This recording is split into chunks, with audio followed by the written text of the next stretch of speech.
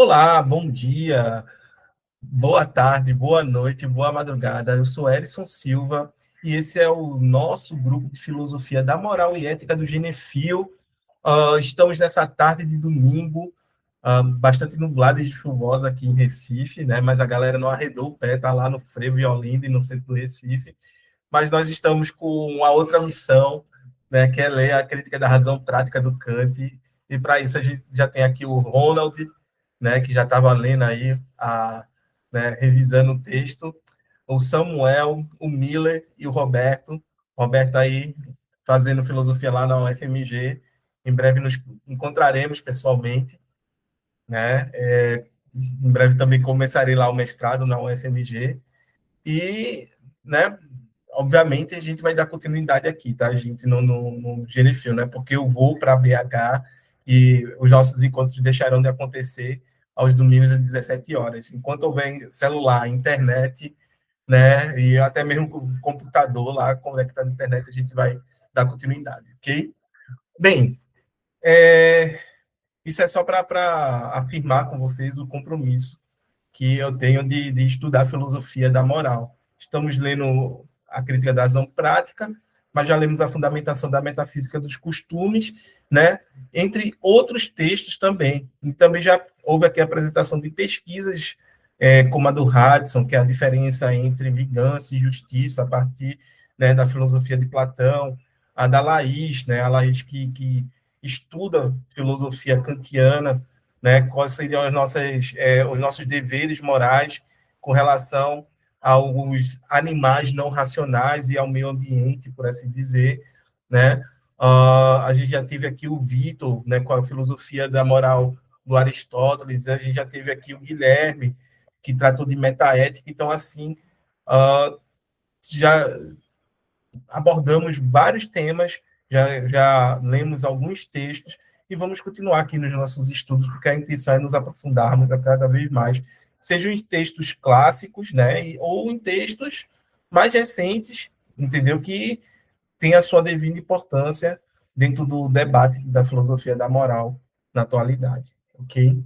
Uh, Aqui, né, a gente estava lendo a crítica da razão prática e a gente chegou num determinado momento que o Kant ele acredita ter provado que a razão pode determinar a vontade de forma imediata, né? E isso daí é o suficiente para ele dizer que é o fato da razão. O que que isso quer dizer, né? Quer dizer que diante de nossos desejos, nossos instintos, a razão tem a possibilidade, tem o poder de determinar a nossa vontade e nos colocarmos a agir. A gente sabe que dentro da discussão da filosofia da moral, isso é um problemaço. Por quê? Porque parece que a única coisa que pode colocar a nossa vontade, que pode determinar a nossa vontade e nos colocarmos a agir, seriam os nossos desejos, as nossas paixões, os nossos instintos, né? Em outras palavras, eu sinto vontade de agir. Não é que eu pense vontade de agir, entendeu? Então a razão ela teria muito mais nesse âmbito do pensar e os desejos estariam, né, assim como as paixões, os instintos estariam no âmbito do sentir. Note que o sentir é algo empírico, né? E o pensar, ele transita entre a parte empírica, mas ele também pode ir para uma parte transcendental, uma parte que pode chegar até mesmo ao a priori. Isso tudo, obviamente, o Kant, ele vai falar sobre a questão de que a lei moral, ela não pode estar presente na parte empírica, porque faz parte da empiria, está dentro do espaço e do tempo, e dentro da esfera do espaço e do tempo, o que é que a gente tem? A gente tem a efemeridade, a gente tem a transitoriedade, né? As coisas estão em frequente mudança, frequente transformação. Não existe nada que permanece. E como é que a gente pode falar de uma lei que ela é necessária, universal para a moralidade, se ela está dentro do espaço do tempo, no âmbito da transformação, no âmbito da empiria? Mais do que isso, a gente não experimenta essa lei da mesma forma como a gente experimenta os objetos dos nossos sentidos, certo? Por mais que ela possa vir a ser uma intuição, ela não é uma intuição empírica, né? Tal qual, por exemplo, são as cores, né? Eu posso dizer para vocês o que é o vermelho, mostrando algo vermelho. Eu posso dizer para vocês o que é o azul, mostrando algo que é azul. Mas eu não consigo dar uma definição, conceituar. Por quê? Porque compreender vermelho e azul significa, em determinada distância, ter uma intuição sensível, empírica, né, de algo que é vermelho e azul. Entende? Então, a mesma coisa a gente pode falar em relação, né, a determinados princípios que são basilares, que são fundamentais para a gente construir teorias, né, tanto do cunho filosófico quanto do cunho científico. A gente não pode falar, né, de teorias extremamente sofisticadas se a gente ignora, por exemplo, o princípio da não contradição, o princípio da lógica, né? E o próprio Aristóteles, já lá na Metafísica, no quarto livro da Metafísica, falava que não podemos demonstrar o princípio, porque se a gente demonstra um princípio, ele deixa de ser princípio, né? Então, o que é que a gente pode fazer? A gente só tem acesso a esse princípio através da intuição, mas essa intuição não é uma intuição sensível. A gente, não, em outras palavras, não apreende esse princípio através da nossa visão, do nosso olfato, né, do nosso tato, da nossa audição, do nosso paladar, ou muito menos através de uma experiência psicológica. A gente aprende esse princípio através do exercício da nossa racionalidade, né? É por conta de a gente exercitar a nossa razão que a gente diz, opa, tem um princípio aqui que opera, né, e que conduz o nosso modo de raciocinar, entre aspas, certo? A gente não pode cair no psicologismo também, porque isso é alvo de crítica até de muitos lógicos. O que é que o Kant está dizendo? O Kant ele vai dizer que existem princípios, certo, que são condições de possibilidade para que a gente tenha determinada experiência. Quando a gente vai falar de experiência sensível, ele vai dizer espaço e tempo. Espaço e tempo são condições de possibilidade para toda e qualquer experiência sensível. Tanto que, quando acontece qualquer coisa, as duas perguntas que estão sempre envolvidas para que a gente entenda o que veio acontecer é onde e quando, né? Ah, fulano se acidentou. Você vai perguntar, poxa, foi onde e quando, né? Onde foi? Quando foi que isso aconteceu? Muito comum você tentar categorizar, né, o acontecimento dentro do espaço e tempo para poder compreender, entendeu? E quando a gente vai falar da questão da moralidade, Kant vai dizer que existe também condições de possibilidade para que a gente venha a ter uma experiência moral. Aí você para, oxente, como assim uma condição de possibilidade é espaço e tempo também? Pode ser, mas o Kant ele vai além, ele vai dizer que é condição de possibilidade para que a gente tenha uma experiência moral, que a gente seja livre. E livre para o Kant não significa, eu já acho que já falei isso aqui, você deve estar cansado de escutar, né? Não significa em nenhuma circunstância você fazer tudo o que você quer, porque se você faz tudo o que você quer, você não é outra coisa além do escravo dos seus próprios desejos, certo? Você não fazer, ou melhor, você não ter regras para limitar suas ações também não significa liberdade, porque aí, né, você mais uma vez está sendo aquele cara que não tem limites. Então, a liberdade não é nem fazer tudo o que você deseja, senão você é escravo dos seus desejos, e nem também a ausência de regras que limitem as suas ações, certo? Mas significa você legislar para si mesmo as regras que vão nortear as suas ações no interior das relações sociais. Aí você para e, hã? É, porque para Kant, ser livre é você se autodeterminar, é você ter autonomia. Note, né? Auto, né? O prefixo ali, auto, né? Nomia, ou seja, para si, nomia é norma, né? E auto é para si. Então, você determina para si a própria norma, né? E isso é algo extremamente relevante, porque você vai determinar essa norma não com base nos seus desejos e interesses pessoais. Você vai determinar a norma para si mesmo com base na sua própria racionalidade, com base em regras que a razão humana estabelece para nós através de forma de imperativo, né? É quando Kant vai falar dos imperativos hipotéticos e dos imperativos, né, categóricos. E aí, a gente tem que parar para compreender que imperativos hipotéticos são imperativos de prudência, né? Se isso, então aquilo. Se quero passar no vestibular, então eu estudo, né? Se quero conservar a saúde, então eu tomo uma série de práticas e aí vai, ok? Mas o imperativo categórico, que é por excelência para Kant, o imperativo moral, é o imperativo que ele não tem uma condicional. Em outras palavras, a estrutura dele não é sim, então. Né? A estrutura desse imperativo é a estrutura de faça algo, independentemente do lugar, das circunstâncias e de quem você é. Porque o correto, para Kant, né, é independente das circunstâncias, do contexto. Então, faça o que é correto. O imperativo, ele vai se apresentar para nós em três formulações, mas as duas primeiras aqui são, por assim dizer, as mais relevantes, ou a que a gente deve considerar. A primeira é que age segundo a máxima, que você possa querer que ela venha se tornar uma lei universal. E aí você para me perguntar, mas Ellison, que diabos é uma máxima? Máxima é o princípio subjetivo da ação. Ou seja, é você, enquanto um determinado sujeito, elaborar para si mesmo, uh, elaborar para si mesmo as regras, né, a máxima, o princípio que vai regir sua ação. Mas essa máxima só vai adquirir valor moral na medida em que ela vai estar de acordo com esses imperativos categóricos. Ok, gente? Então, é algo que a gente já tem que colocar assim na nossa mente, né? Uma máxima é um princípio subjetivo.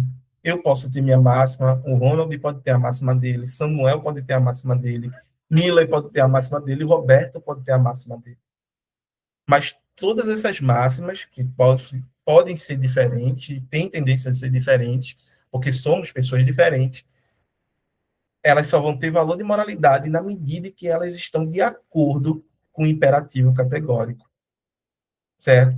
Se de alguma forma ela entra em desacordo, ela não, né, não corresponde ao que está sendo dito nas duas formulações do imperativo categórico, ela não vai ter valor de moralidade.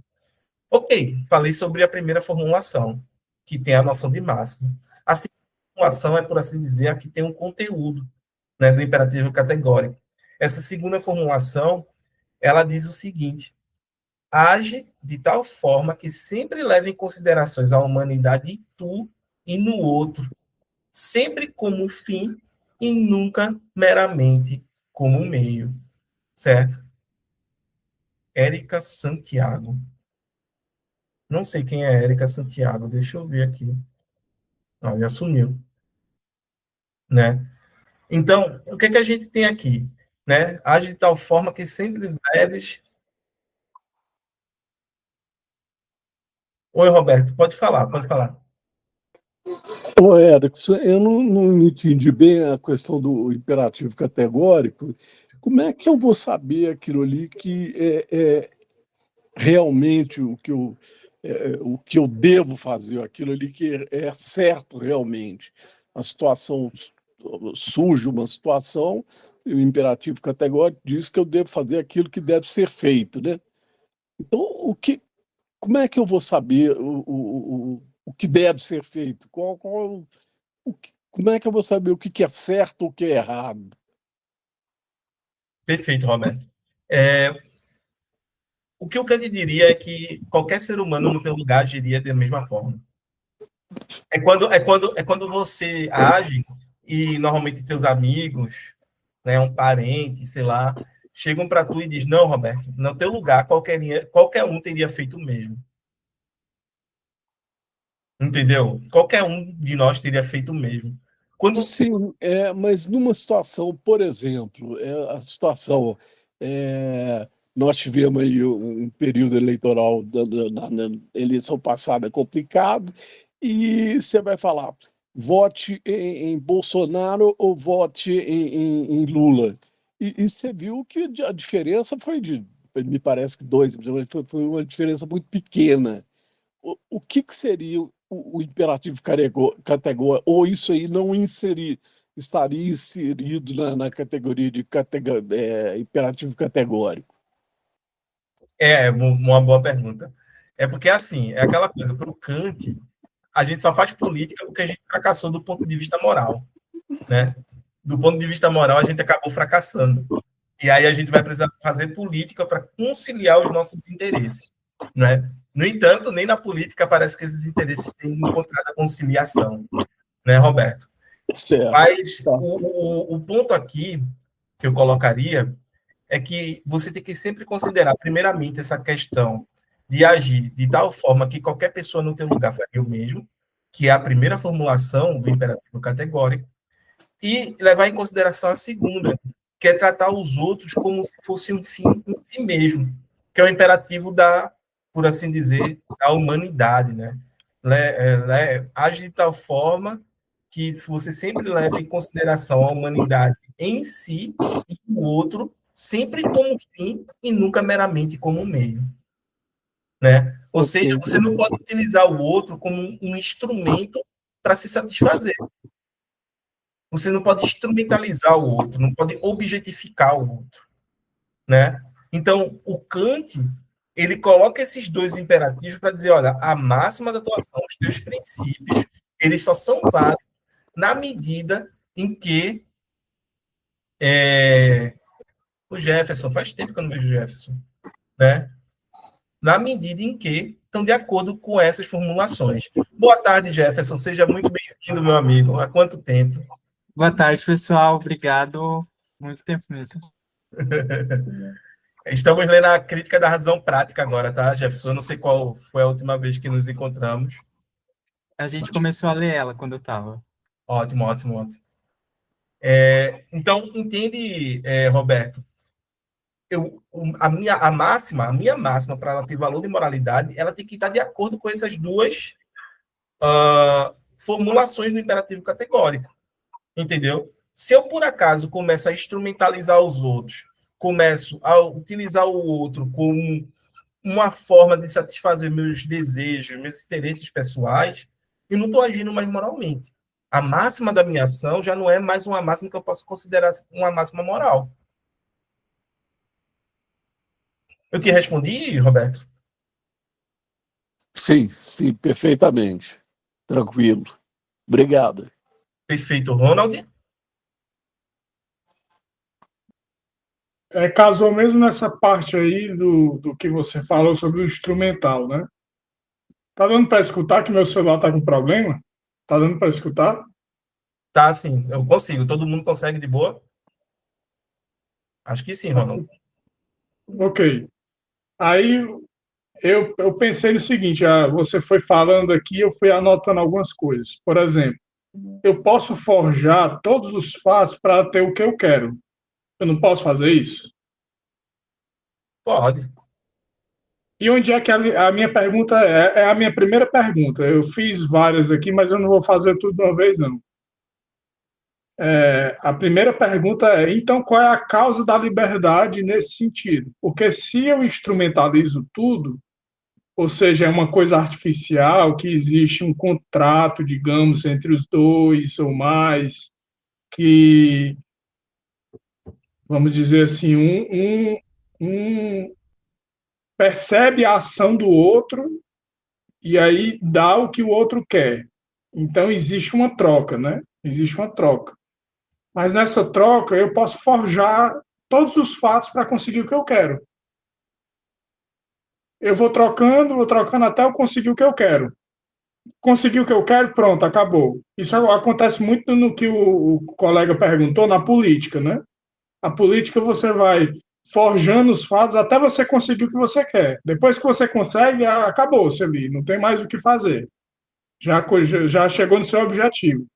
E aí eu pergunto, qual é a causa da liberdade nesse sentido? Porque não tem liberdade nisso. Onde é que existe liberdade na política? E só para complementar, né, para ilustrar, melhor dizendo, os ritos religiosos, eles se comportam da mesma forma. por exemplo, eu tomo a Eucaristia porque eu sei que eu vou ter a salvação. Então, eu construo uma série de pré-requisitos para ter o que eu quero. O que é que eu quero? Eu quero a salvação, eu quero ir lá para o céu, sei lá para onde é. Então, eu construo isso. Ou qualquer outro tipo de ritualística, de rito que eu faça. Então, tanto na política como na religião, me parece que a liberdade não existe. O que existe é uma construção de prerrogativas que você vai cumprindo e você vai barganhando com, no caso da religião, com Deus, né? Você vai barganhando com Deus. Se eu tomar a Eucaristia, eu vou ter a salvação. No caso da política, olha, se eu babar o ovo de tal político, eu vou conseguir o que eu quero, a aprovação da minha lei, e né? etc. Só que isso é uma coisa muito séria, porque você vai criando políticas em torno desse mesmo meio. É um meio de barganhas. Entendeu? Então eu não vejo liberdade nisso. Agora, de repente, pode ser que exista alguma liberdade aí, transcendental, né? Alguma coisa assim. Perfeito. O primeiro ponto, Ronald, talvez seja a pedra de toque de todo esse sistema moral kantiano, porque não é possível a gente demonstrar a moralidade, a liberdade. Eu não consigo demonstrar que a gente é livre. Eu tenho que postular. É sempre isso, ele está ali postulando que a gente é livre. E ser livre significa a razão determinar a vontade, tá? Independentemente de qualquer outra influência que a vontade possa vir a sofrer. Por quê? Porque, em certa medida, para o Kant, o eu, né, o agente, ele é a racionalidade. A gente não é a efemeridade, né, a fugacidade dos nossos desejos, dos nossos instintos. A gente é essa coisa que estável para o Kant, que é a racionalidade. Entendeu? E essa capacidade que a razão tem para o Kant de determinar o nosso agir, determinar a nossa vontade, é o que nos faz livres. Por quê? Porque é quando eu, independente de qualquer outra influência que venha a existir, consigo determinar por mim mesmo o que deve ser feito. Entendeu? Então, é algo que é complicado. É complicado a gente dizer, poxa, mas a gente é livre? Como é que eu vou saber que se eu sou livre? Se fui eu mesmo que decidi ou se foi, né, qualquer outro fator que veio a decisão, né? Para o Kant, nesse momento, a gente tem clareza, né? A gente tem clareza de quando é a gente ou é quando qualquer outro fator acaba influenciando na tomada das nossas decisões, certo? A gente sabe que quando vem um Freud com o inconsciente e tudo mais, isso se perde, né? Isso se perde, entendeu? Porque a gente deixa de ter essa total clareza. Pelo contrário, a gente tem muito mais, como pode dizer, fatores que a gente não se dá conta do que fatores que a gente se dá conta no momento da gente decidir. Né? Tanto que se diz que a maior parte das nossas decisões são feitas de forma inconsciente. Né? Mas para o Kant a gente tem consciência. Tá? Outro ponto é a questão que, né, que o Kant ele vem dizer. A gente sabe o que é a moralidade porque a gente tem esses princípios que a razão nos traz. A própria razão entrega para a gente o que é moralmente correto. Tanto que quando a gente faz algo errado, a gente sente o peso na consciência, porque ele vai dizer isso. Né? E o peso da consciência é exatamente o que a gente chama de consciência moral para ele. Então, né, o que muitas vezes vai ser colocado na tradição judaico-cristã como culpa, levando em consideração que o Kant também é cristão, né, é um pietista, ele vai chamar de consciência moral. Entendeu? Tanto o Roberto quanto o Ronald estão com as mãos levantadas. E aí, Roberto, pode falar?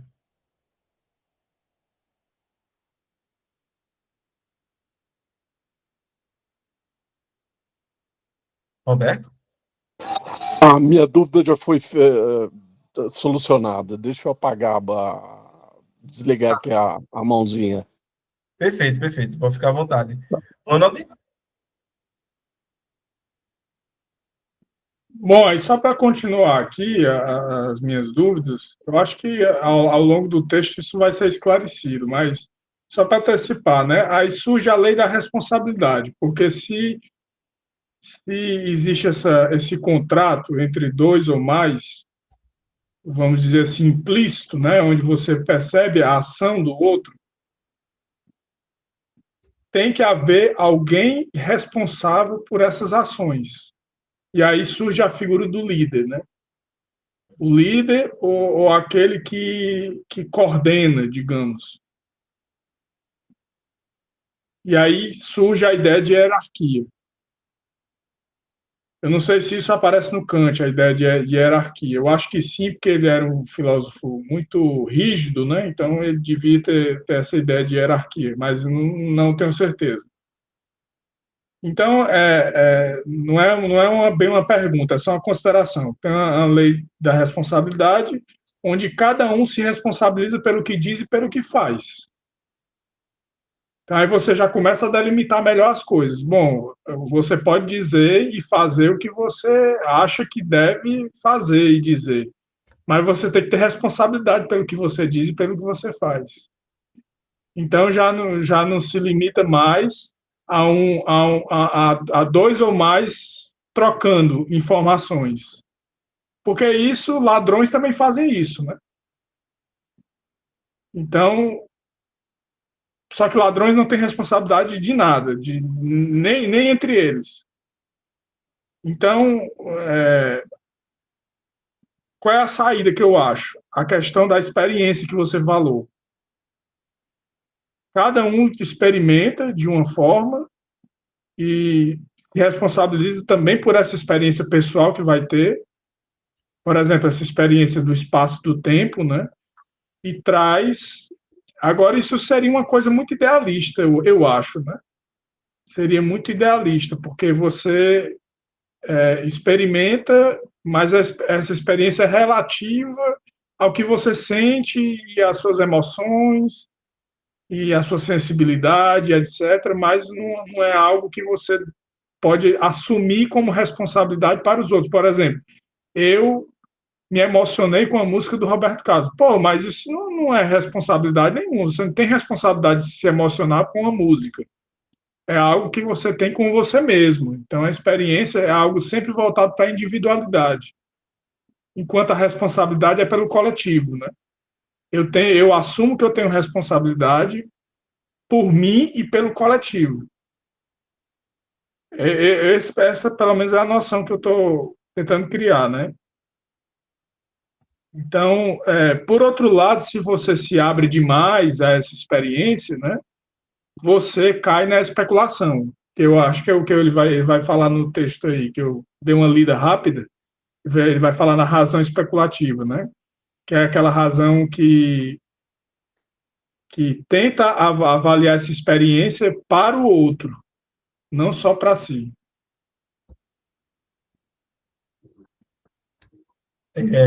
Perfeito. Bem, tem uma série de implicações aí, certo? É só você entender que toda vez que a gente está dentro da empiria, para o Kant, é como se não houvesse possibilidade de moralidade dentro da empiria. Aí você pergunta, por quê? Porque a empiria é o local da subjetividade, do individual, é o local onde não existe uma permanência de princípios, mas sim uma transitoriedade, uma mudança contínua, por assim dizer, certo? De até mesmo de valores, de costumes e de hábitos. E que a moralidade ela não pode se assentar nessa, né, inconstância, que é uma característica inerente à própria empiria. O ponto todo é quando ele faz o contrário. É quando ele diz que, olha, isso é como as coisas são, mas como é que as coisas devem ser? Né? Porque eu acho que toda a moralidade do Kant é muito mais nesse sentido, de explicar como as coisas devem ser e não como necessariamente elas são. Né? E aí é quando ele vai dizer, olha, é só a gente analisar que a estrutura, né, desse sujeito é outra. É uma estrutura que permite a gente obviamente, experienciar a empiria, né? Porque a gente é um sujeito empírico, em certa medida, mas a gente também é um sujeito que é transcendental ou que tem abertura para o transcendente, né? É por isso que eu consigo, em certa medida, contemplar determinadas noções que são, por assim dizer, eternas, ou que vão estar fora do espaço e do tempo, vão estar fora da empiria, fora da transformação, fora da inconstância, né? Qual é a ideia do Kant? A ideia do Kant é que a gente pode contemplar, né, algo como Deus, algo como alma, algo como liberdade. A gente pode contemplar, a gente não consegue conceituar, né? A gente não consegue conhecer, em outras palavras, né? Porque quando a gente conceitua, a gente conhece, a gente está dizendo o que é. Mas eu consigo contemplar, eu consigo ter essas ideias, entendeu? E é algo como uma moralidade, certo? E aí é que tá. Essa moralidade, para o Kant, é a mesma para qualquer sujeito racional que venha a existir. Seja um ser humano, seja Deus e os anjos, ou até mesmo um ET racional. Se existir um ET racional em qualquer outro planeta do universo, ele vai entender, para o Kant, que o que é correto é exatamente isso aqui. Certo? O que é correto é colocar as coisas dessa forma. Entendeu? Então, olha como a moralidade do Kant é uma moralidade, né, universal, né, uma moralidade necessária nesse sentido. E aí o ponto todo que é interessante a gente notar é que quando ele faz isso, ele diz que a finalidade da moralidade não é em nenhum momento fazer com que a gente seja feliz, porque a felicidade pode ser algo fugaz também, né? Mas é tornar a gente digno da felicidade. E é por isso que ele vai até colocar Deus e os anjos aqui, porque Deus seria a garantia de que eu, sendo um sujeito moral, eu iria encontrar a felicidade, se não nessa vida, na próxima. Né? Deus entra não como uma condição para que a gente venha a se tornar um sujeito moral, porque o cara que faz o correto porque tem medo da punição divina, de ir para o inferno, ele não está sendo moral. Pelo contrário, ele está sendo um cão adestrado, né? Ele não tá sendo uma pessoa boa por esforço, por querer ser alguém bom, por querer fazer, né, fazer o correto, por querer ser digno da felicidade. Pelo contrário, ele está fazendo porque ele tem medo de ser punido. É a mesma coisa do cara que, sei lá, diante dos agentes da lei, passa a fazer o correto, mas quando os agentes da lei deixam de observar ele, ele começa a fazer os crimes ali. Ou seja, ele não é um sujeito moral. Entendeu? Ele é um cara que tá com medo da punição. E por medo da punição, ele tá ali fazendo o correto. Aí quando o cara cochilou, né? Opa! Aí ele vai lá e faz né, o ladrão aí que você falou, né?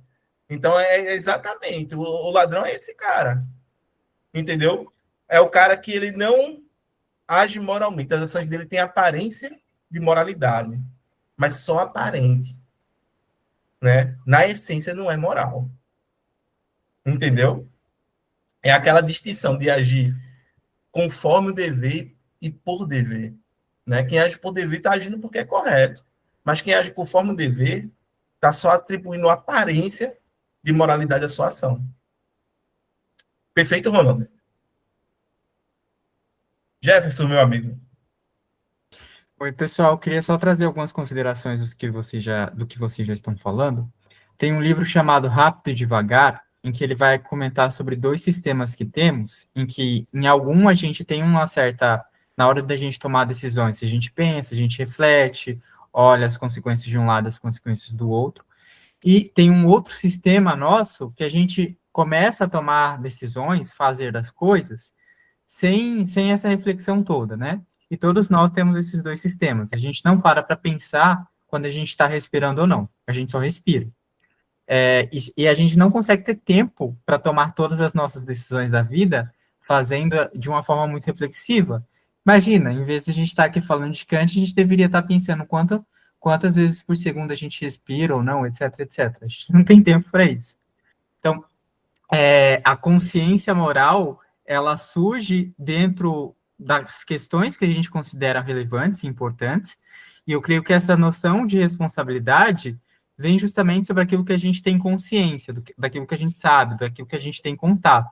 Aquilo que é inconsciente, que muitas das vezes a gente não sabe, considero eu que muitas das vezes foge da nossa visão de ética, de racionalidade. Não sei se vocês concordam com o que eu estou falando aqui. Sim, sim. É basicamente essa coisa. Existe uma série de ações nossas que são ações involuntárias, né? E aí, essas ações que são involuntárias, elas simplesmente não podem entrar no campo da moralidade, né? Por exemplo, essa coisa, eu respirar, meu coração bater, né, e tudo mais, elas nem entram, porque são ações involuntárias, eu simplesmente não tenho controle sobre elas, né? É incrível você falar isso, Jefferson, porque no grupo de filosofia antiga, a gente está lendo o terceiro livro da Ética Nicômaco, do Aristóteles, que é onde ele exatamente vai trabalhar essa noção do que é uma ação involuntária e do que é uma ação involuntária, né? E que as ações que podem vir a ser, vamos dizer assim, colocadas, né, responsabilizadas, são aquelas ações que a gente tem voluntariedade, ou seja, que a gente quis, né, fazê-las. Caso eu não quisesse, caso foi, né, alguma coisa, um devaneio, alguma coisa do gênero, ela não entra na esfera da moralidade, para o próprio Aristóteles, né? Ou seja, eu tenho que querer fazer. Isso é interessante, né? Porque, mais uma vez, pegando o exemplo do Ronald, o ladrão lá, ele quer fazer, ele quer roubar, ele quer, entendeu, se aproveitar do outro, sei lá, etc. Ele tem a intenção, ele quer e ele faz. Então, isso é uma ação o quê? Voluntária. Ele não roubou involuntariamente, entendeu? Ele não foi lá e desviou verba, né, de forma involuntária. Não, ele quis fazer. Entendeu? Tanto que ele quis fazer que aconteceu o quê? Dele deliberar, né? Dele ponderar sobre como faria determinada coisa. Né? O que a galera vai chamar o quê? Crime premeditado. Ele pensou antes de agir ao ponto de planejar, né, as etapas da ação. Né? Os vários estágios assim que a ação tinha que ocorrer para poder chegar ao resultado que ele queria. Entendeu? O Miller aqui. Miller pode ligar o microfone se quiser, viu? Pode ficar à vontade também.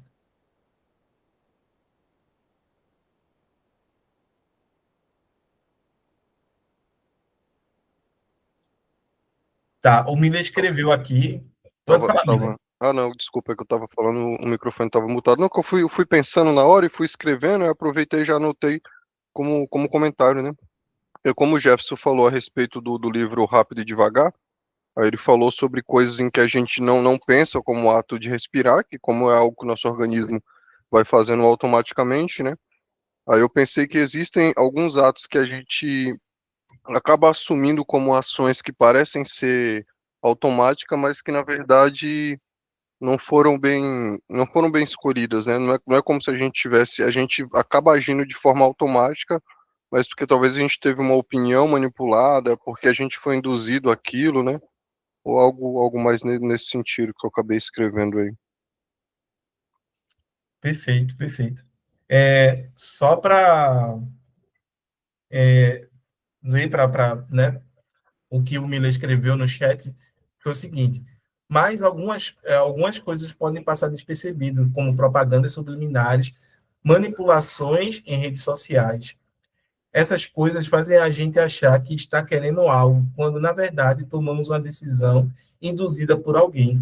O ato de votar, comprar, torna-se quase como o respirar automáticos, mas, na verdade, foram manipulados. Isso é verdade. Muito verdade. Né? Jefferson.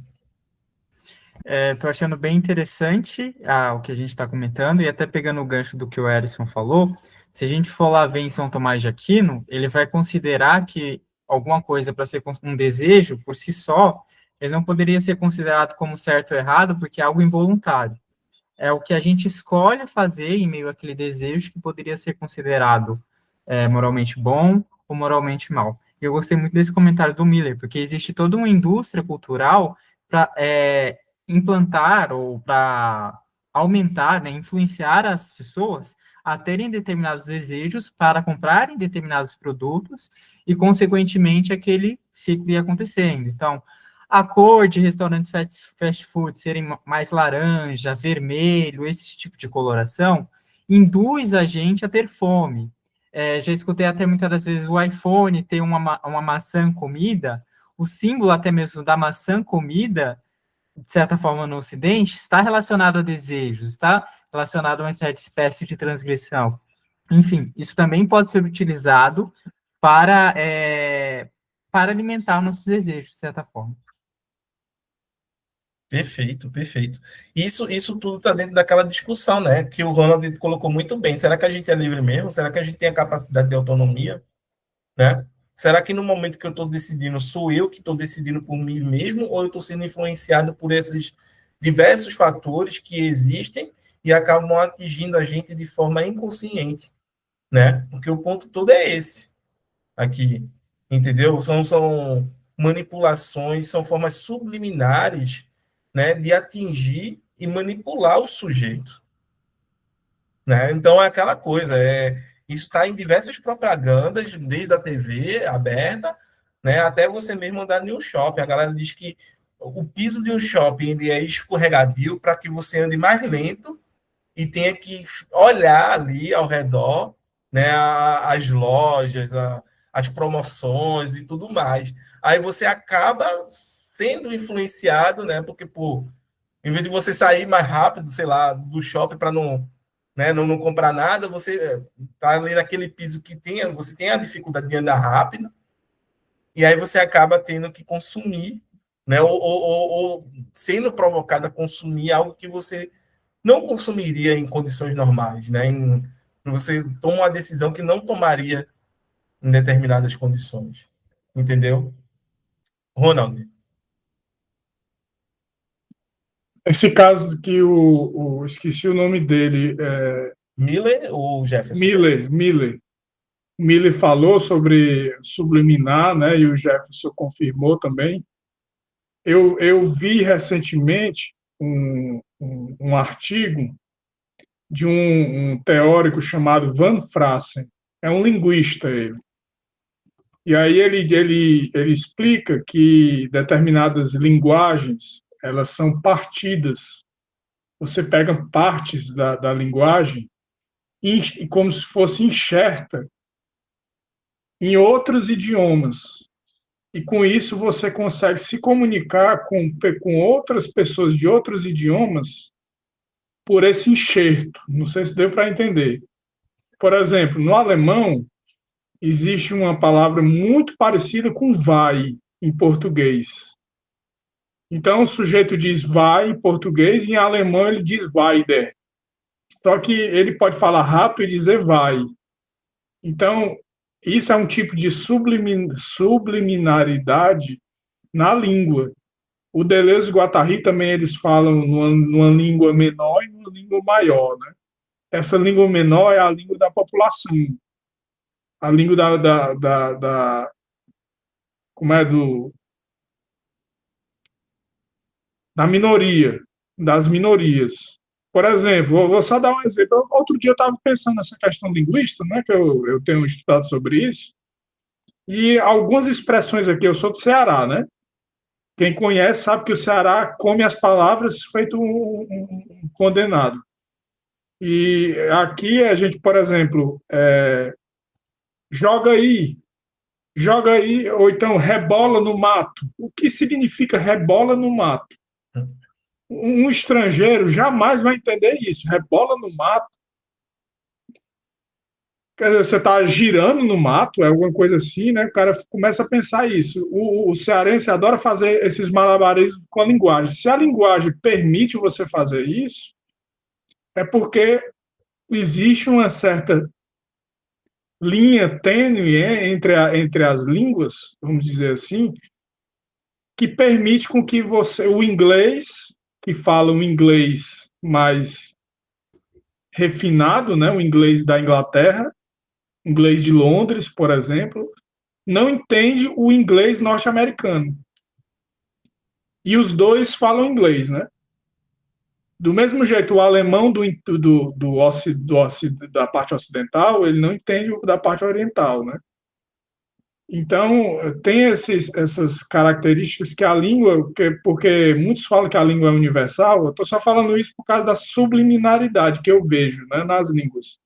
Você pode dizer, por exemplo, falar educadamente, suavemente, mas dando uma ordem. Não pode? Você não pode dar uma ordem educadamente? Então, isso quer dizer que existem artifícios na própria língua que são subliminares. Deu para sacar o que eu estava querendo dizer? Sim, sim, sim, sim. É, é essa coisa, né? O subliminar, ele pode estar em qualquer canto. Esse é o grande ponto. Pode falar, Jefferson. Só ia comentar, né? Quando a gente não, a partir do momento que a gente tem consciência de um determinado evento, de uma determinada articulação que as pessoas estão fazendo para alimentar desejos nossos, a gente é livre para conseguir escolher o que que a gente pode fazer. Ah, se determinada forma de propaganda está me fazendo muito mal, eu paro de ir, eu começo a mudar as minhas rotinas. Mas quando a gente não tem consciência disso, a gente acaba sendo controlado por esses desejos que muitas das vezes a gente nem sabe que eles existem na gente. E eu acho que ter essa discussão ética, pensar em princípios éticos, contribui para que a gente comece a questionar situações que, num primeiro momento, são subliminares. Assim, é bem interessante, porque essa discussão sobre influências subliminares, manipulação, etc., né, traz à tona todo o debate sobre se a gente de fato é livre ou não, né? E que a gente tem uma sensação de liberdade que muitas vezes ela acaba sendo, né, uma sensação que a gente confia e tudo mais, ou é uma falsa sensação de liberdade, entendeu? Que a gente está ali se iludindo, mas na verdade não está sendo livre, né? Quando você toma essas decisões que você está sendo manipulado, muitas vezes o sujeito acredita que ele está sendo livre para escolher, mas na verdade ele está sendo manipulado. E aí, isso daí jamais vai ser uma ação autônoma dentro da esfera do Kant, né? O Kant, ele vai dizer que ó, o cara está sendo enganado ali, não tá fora dessa esfera aqui da razão determinar a vontade, tá, gente? Então, é todo esse debate aí que é um debate bastante profícuo e está dentro dessa questão, né? Eu me lembro que eu teve um momento que eu parei, eu até pensei em estudar essa parte de ética, que é metaética, diga-se de passagem, né? Que vai flertar ali com psicologia da moral e tudo mais, que é a questão de a gente saber em que medida a gente pode dizer que é livre. Epistemologia moral também, né? Como é que eu posso dizer, como é que eu posso provar que eu sou livre? Entendeu? Vão ter diversos autores que vão dizer que não, a gente não é livre, né? O Hume é um deles, vão ser autores deterministas, entendeu? Enquanto vão ter outros autores, a exemplo do Kant, que vai defender uma espécie de moral, de liberdade dentro da esfera da moralidade, né? Até para que a gente seja moralmente livre. Agora me diz, se uma pessoa foi manipulada, né, de forma subliminar, sei lá o quê, a gente pode julgar moralmente as ações dessa pessoa? Entendeu? Esse é um outro ponto. Se ela não tem consciência dessa manipulação. Mas vamos supor que ela tem consciência. Tipo assim, ela foi Mas manipulada e depois de um tempo ela percebeu que ela foi manipulada. Aí ela pode entender, olha, na próxima vez eu não posso fazer mais essa ação. Mas aquela ação em si que ela não tinha consciência daquilo, realmente não tem como tratar como um ato moral ou imoral. eu acho que é muito mais esse ponto, entendeu? Tipo, a pessoa ela foi manipulada, seja de forma explícita ou subliminar, a gente já não pode mais imputar a responsabilidade dos atos dela. Aí não pode mais, em outras palavras, avaliar do ponto de vista moral as suas ações, né? E a gente tem que condenar, né, o ato de manipulação de quem o fez. né? Porque esse daí é o que está sendo o sujeito imoral de todo o contexto, né? Esse daí, se a gente for levar em consideração o imperativo do Kant, ele está levando a pessoa como um instrumento. A pessoa é um instrumento para satisfazer os seus interesses, os seus desejos. Né? Eu manipulo fulano, ciclano para satisfazer. Jefferson? Essa discussão me fez lembrar muito o jogo do Tigrinho, as pessoas que estavam querendo contribuir para as bets e tudo mais, falando, nossa, tô ganhando muito aqui, sendo influencer sobre isso e aquilo. E aí, assim, você parar para pensar para ter um juízo rapidamente, você vai falar, poxa, você tem uma bet, para ela continuar existindo, ela precisa ter lucro. Para ela conseguir ter lucro, as pessoas precisam perder. Não tem como ela existir e todo mundo ganhar ao mesmo tempo. Mas, em frente a toda essa influência, a pessoa perde essa capacidade de refletir e falar, poxa, acho que não é funcional. Mas, assim, a partir do momento que ela reflete sobre isso, eu acho que a gente já pode considerar se é algo moral ou imoral. É esse o ponto. Só lembrando que a aposta, né, é algo completamente perigoso, né, esse ramo de aposta, porque vicia as pessoas, entendeu? Principalmente pessoas de baixa renda aí que vão utilizar, sei lá, um pouco dinheiro que tenha, né, que geralmente é para estar ali contado para pagar as contas, para comprar, né, suprimentos, para passar o mês e etc. Então, não vá por essa daí pensando que apostar, né, vai trazer prosperidade na sua vida, que não. Quem E, a- lucra e a são as bets, né? Quem lucra são a banca. Sempre a banca lucra. É incrível, ele sempre sai ganhando. E a partir do momento que se torna um vício também, eu acho que fica uma situação mais delicada ainda para a gente fazer algum tipo de juízo moral ou imoral que seja. Porque a partir do momento que se torna vício, a pessoa precisa fazer aquilo para ter uma liberação de dopamina no seu cérebro, para se sentir bem de algum modo, e se torna um ciclo, assim. É muito complexo a gente só falar, é imoral a pessoa só jogar em jogo de aposta. Perfeito. É isso, é isso. E aí é que tá, né? A autonomia do sujeito foi. Acabou-se. Não tem autonomia. Né? Não tem autonomia, não tem mais nada aí. Então é bom a gente sempre ter isso em mente. Agora, Miller, pode falar.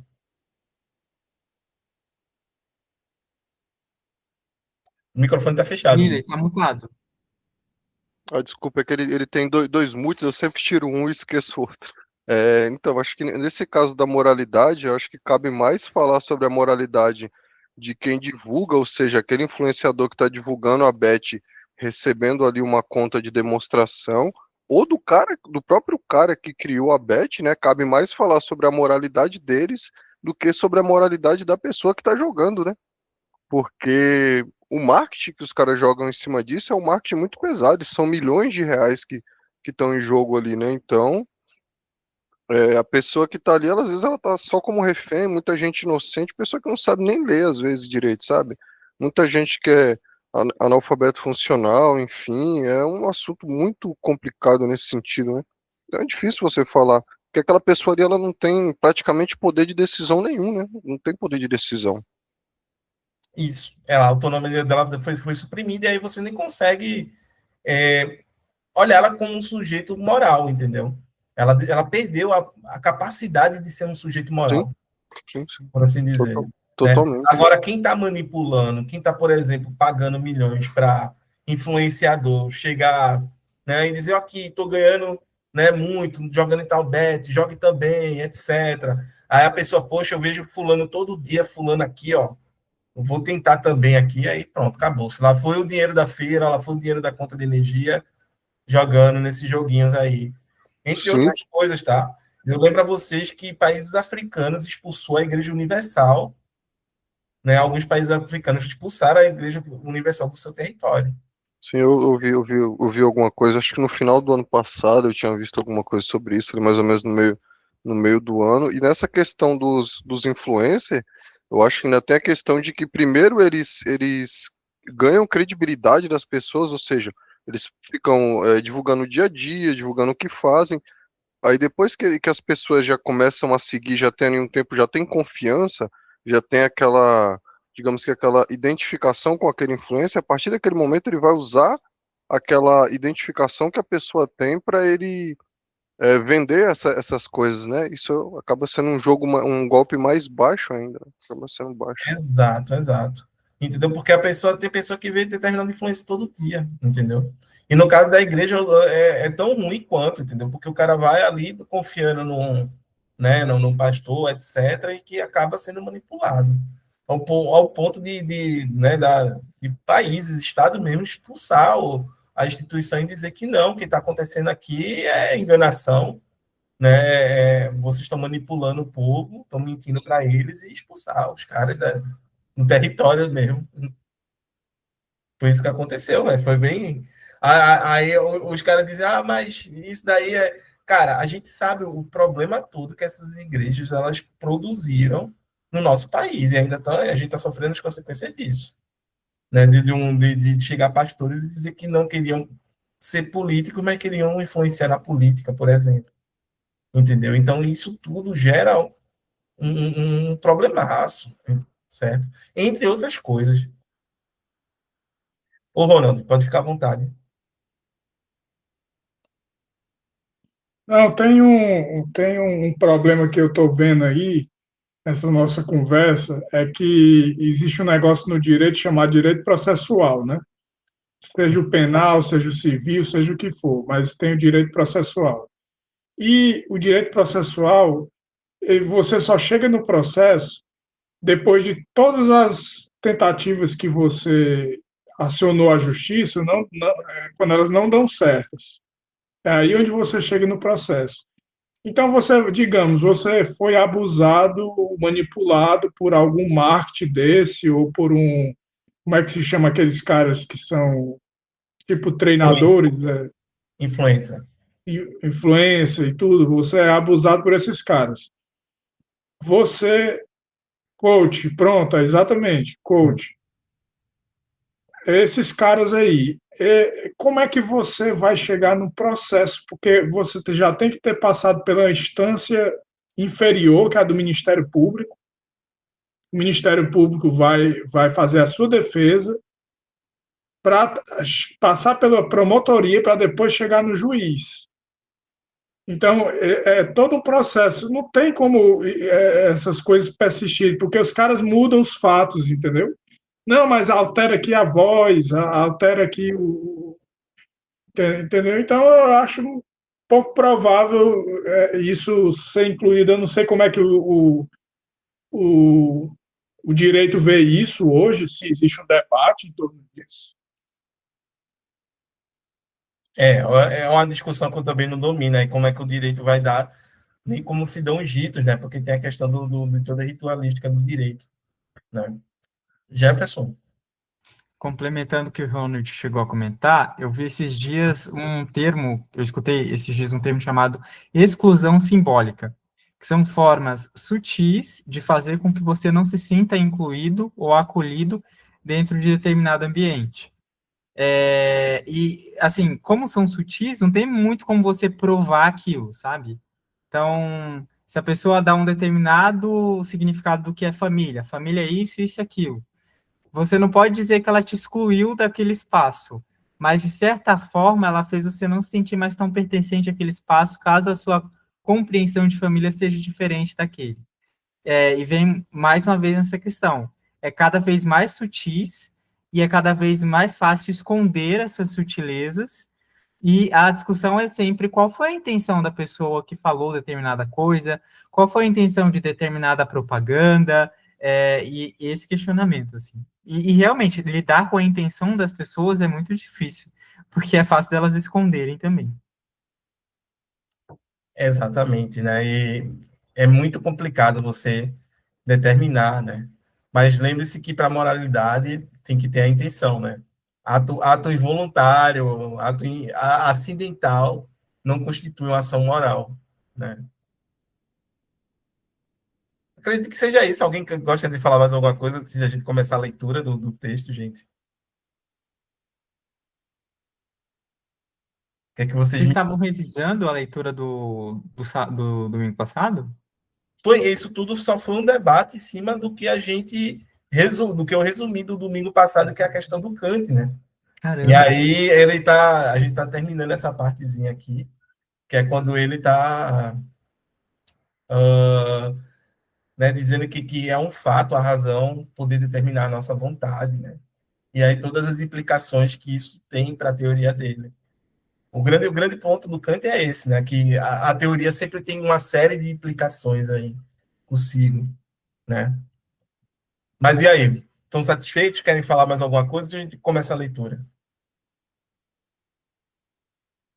Por mim, começa a leitura. Então vamos lá, vamos começar a leitura, certo? E aí, na medida que forem surgindo, né, questionamentos, dúvidas, observações, fiquem à vontade para levantar a mão que eu passo a voz, tá, gente? Eu vou começar lendo, depois aí a gente vai revezando, vocês vão lendo também, certo? Para não ficar só centrado em mim, né? Essa parte aí da leitura, tá bem? Vamos lá. A determinação da causalidade dos seres no mundo sensível nunca podia ser, enquanto tal, incondicionada. E, no entanto, tem de haver necessariamente para toda série das condições algo incondicionado e, por conseguinte, também uma causalidade que se determina totalmente por si mesma. Por isso, a ideia de liberdade enquanto uma faculdade de espontaneidade absoluta não era uma demanda, mas, no que concerne à sua possibilidade, um princípio analítico da razão especulativa pura, né? Só lembrando, né, que um princípio analítico ele é tautológico, né, uma análise, ok? Ele só diz o que ele já é, né? Por exemplo, A é igual a A e diferente de todo o restante, né? É o princípio da identidade. No entanto, visto que é absolutamente impossível dar em alguma experiência um exemplo conforme a essa ideia, porque entre as causas das coisas enquanto fenômenos não pode ser encontrada nenhuma determinação da casualidade que fosse absolutamente incondicionada. Nós só podemos defender o pensamento de uma causa agindo livremente quando nós aplicamos esse pensamento a um ser no mundo sensível, na medida em que esse ser é considerado, por outro lado, também como número. Ao mostrarmos que não é contraditório considerar todas as suas ações como fisicamente condicionadas, na medida em que são fenômenos, e ainda assim considerar a sua casualidade ao mesmo tempo como fisicamente incondicionada, na medida em que o ser agente é um ser do entendimento, adotando assim o conceito de liberdade como um princípio regulativo da razão, pelo qual eu certamente não conheço o que seja o objeto ao qual é atribuída uma tal casualidade, mas removo o obstáculo porque, de um lado, na explicação dos acontecimentos do mundo, e por outro, na explicação das ações dos seres racionais, eu reconheço o mecanismo da necessidade natural, a justiça em remontar ao infinito, do condicionado à condição, mas, do outro lado, mantenham aberto para a razão especulativa o lugar para ela vazio, a saber, o inteligível, para transferir para lá o incondicionado. Mas eu não podia realizar esse pensamento, isto é, transformá-lo em conhecimento de um ser agindo assim, nem sequer segundo a sua mera possibilidade. Agora, a razão prática pura preenche esse lugar vazio mediante uma lei determinada da casualidade em um mundo inteligível, da casualidade por liberdade, a saber, mediante a lei moral. Com isso, a razão especulativa certamente não cresce em nada quanto ao seu discernimento, mas sim quanto à garantia do seu conceito problemático de liberdade, ao qual é conferida a realidade objetiva, e, embora apenas prática, ainda assim indubitável. Mesmo o conceito de casualidade, cuja aplicação e, portanto, também o significado, só tem propriamente lugar em relação aos fenômenos, a fim de conectá-los em experiências, como prova a crítica da razão pura. Não é ampliado pela razão prática, de modo que ela estenda seu uso para além dos limites que foram pensados. Pois, se isso lhe dissesse respeito, então ela teria de pretender mostrar como a relação lógica entre o fundamento e a consequência poderia ser usada sinteticamente em um modo de intuição diferente da sensível, isto é, mostrar como seria possível a causa no menon, ou no meno, né? O que ela não pode de modo algum fazer, mas o ela, enquanto razão prática, sequer leva em conta na medida em que ela apenas coloca o fundamento de determinação da causalidade do ser humano enquanto ser sensível, causalidade que é dada na razão pura, que por isso se chama prática. E, portanto, ela usa o próprio conceito de causa, de cuja aplicação aos objetos em função do conhecimento teórico, ela pode, nesse caso, abstrair completamente, porque esse conceito é encontrado sempre a priori no entendimento, mesmo independentemente de toda intuição. Não para conhecer objetos, mas para determinar a casualidade em vista dos objetos em geral, portanto, sobre nenhum outro ponto de vista senão prático.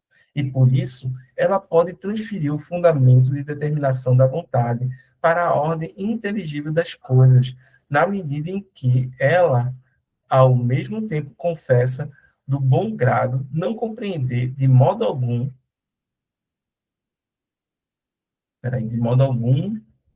que espécie de determinação o conceito de causa poderia ter para conhecimento dessas coisas.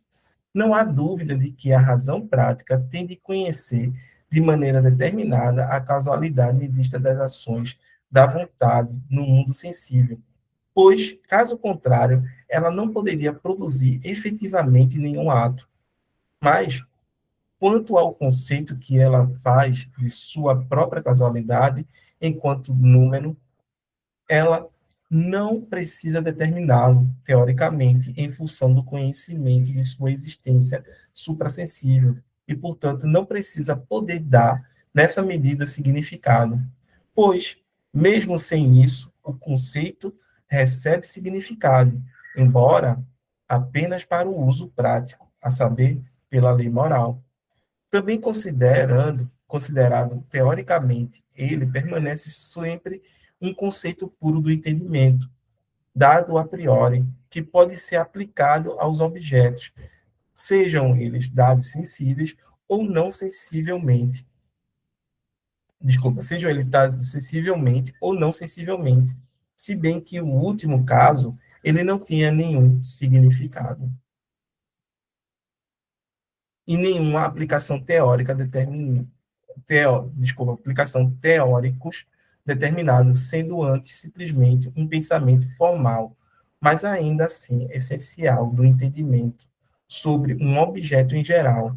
O significado que a razão lhe confere pela lei moral é unicamente prático, visto que, com efeito, a ideia de lei de uma casualidade da vontade tem ela própria casualidade, ou é o fundamento de determinação dessa casualidade. Cara, ele escreveu um parágrafo que vem do início de uma página, uma, duas. Tá, ele escreveu duas páginas em um parágrafo único. Isso tudo para quê?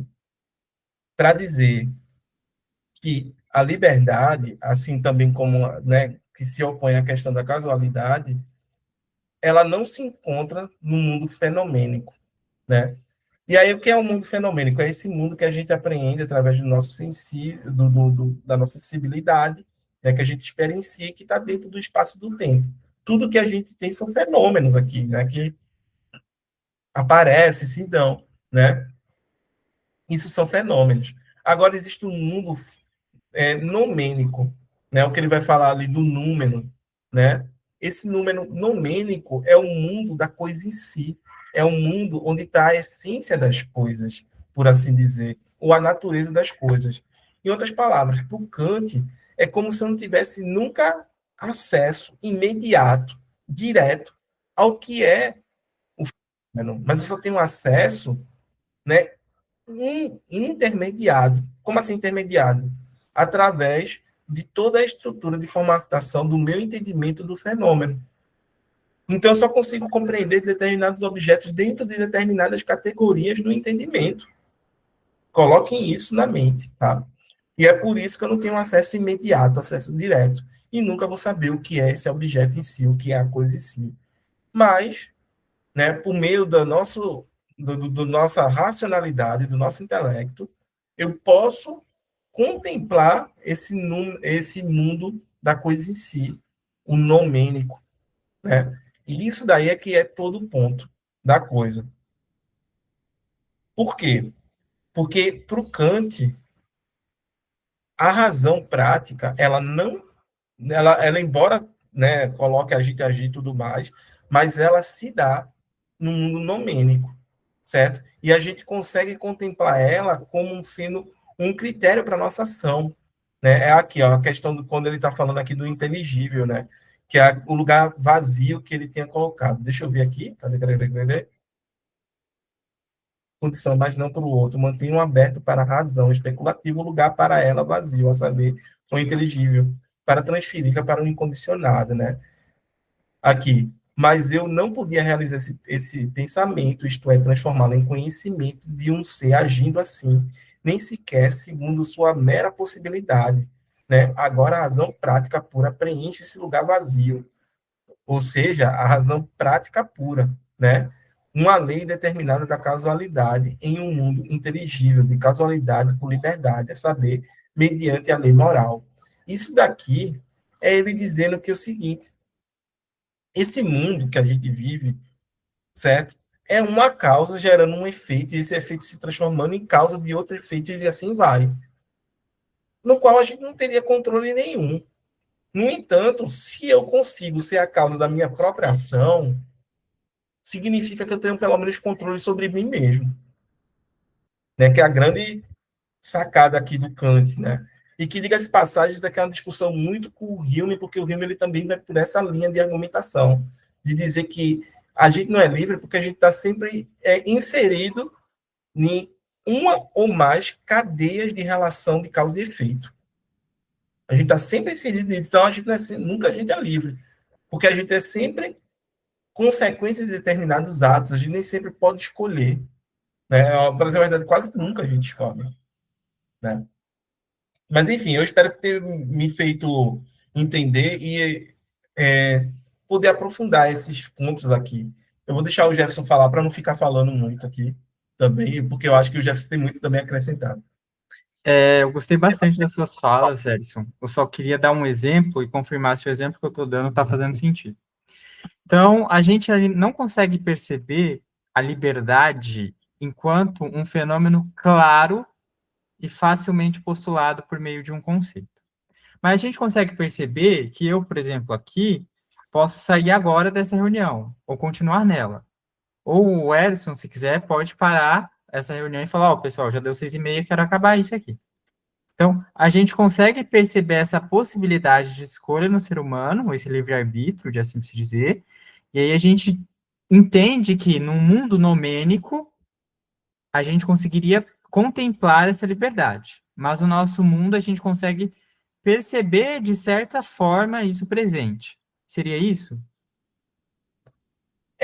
Mais ou menos. Agora, o ponto todo é que desde a filosofia antiga, até passando pela filosofia medieval, parece que a gente, e principalmente a racionalidade humana, tem um poder de conhecer a essência das coisas, a natureza das coisas, né?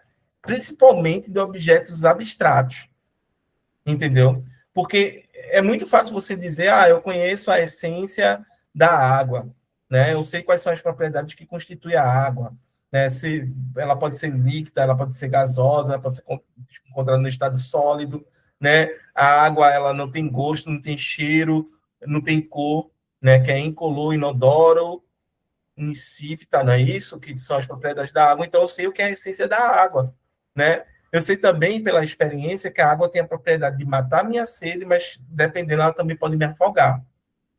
Então, parece que eu conheço a essência dos objetos, eu conheço a essência desse objeto chamado água. O que o Kant está dizendo é que isso tudo é fenomênico. A gente não tem a essência da água, né? Aí chegaria um químico no nosso dia e diria, ora, água é H2O. É H2O. Se é H, né, H2O2, já é água oxigenada, já é outra substância, já não é mais água. Ah, mas água com sais, porque essa água que a gente ingere é água com sais, então já é diferente, entendeu? Então, note que para o químico a essência da água é H2O.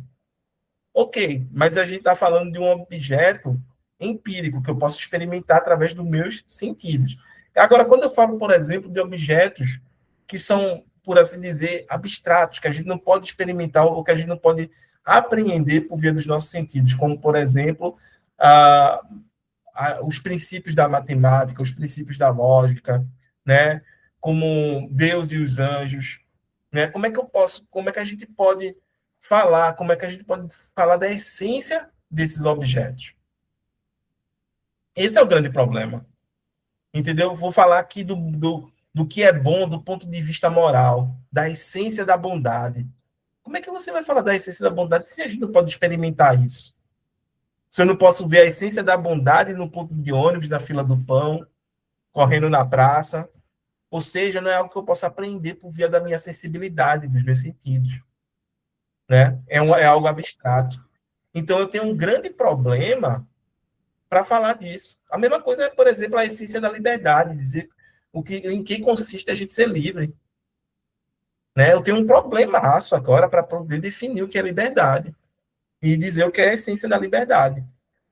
Então, note que o Kant ele está dizendo que tudo isso, que é de extrema importância, diga-se de passagem, né, não está no mundo fenomênico, mas está no mundo nomênico, que é o mundo onde a gente só vai ter acesso por via do exercício do nosso intelecto, da nossa racionalidade, né? Mas mesmo que eu tenha acesso, eu nunca vou conseguir chegar ao que é a coisa em si, né? Coisa em si é uma outra forma do Kant falar, chegar à natureza da coisa, chegar à essência da coisa, né? Eu nunca vou saber o que é a coisa em si, por exemplo, da, da liberdade de Deus, dos anjos, da alma imortal.